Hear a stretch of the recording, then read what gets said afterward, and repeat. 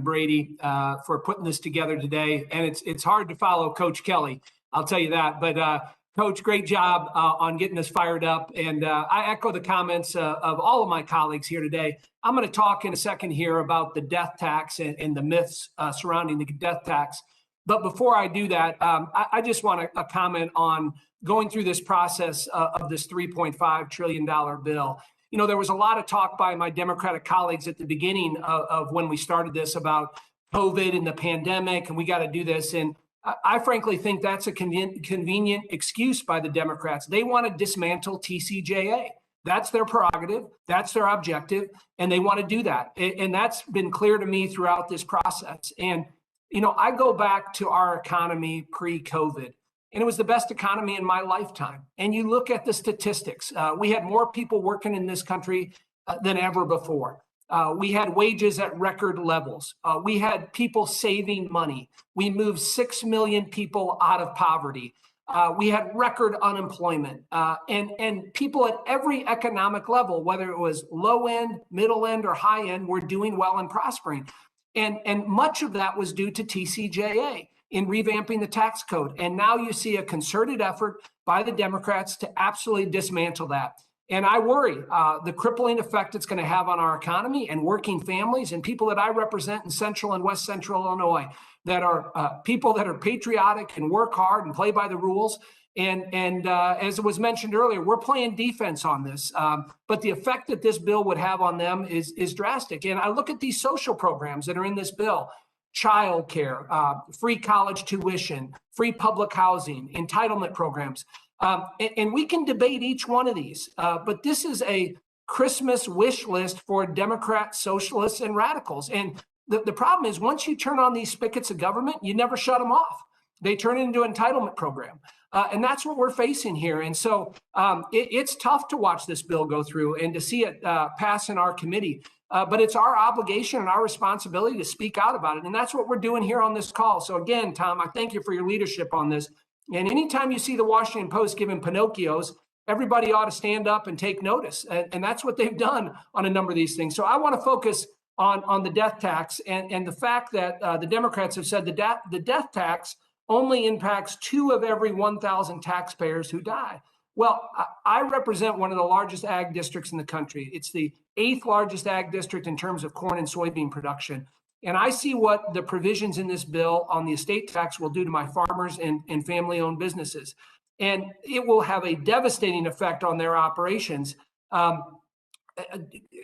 me just get into it a little bit here. When a family business first opens its doors or a farmer purchases their first acre of land, they must make plans not only for the business to succeed, but survive for the next generation. Compounding the average concerns of small businesses and farmers is the death tax, the ever-present risk that impacts America's family-owned businesses and could cause them to be broken up and sold off to pay the IRS taxes owed. Even before an owner passes away, significant time and resources are required to develop, quote, succession plans that will protect the business and help keep it in the family for generations to come. And that's what family farms all over my district do. The reach of the death tax is far broader than any of my Democratic colleagues have outlined or suggested. It impacts more than simply those that file an estate tax return in a given year.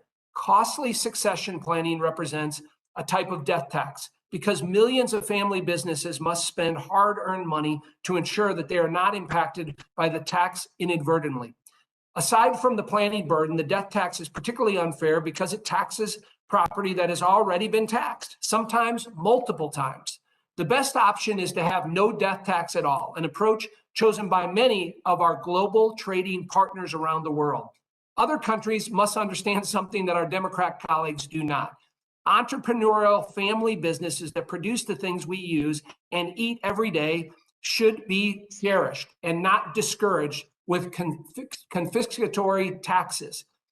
The Republican tax reform of 2017, the TCJA bill that I mentioned earlier, took significant steps to support our small businesses and family farms. We doubled the death tax exemption amount, which was cheered by farmers.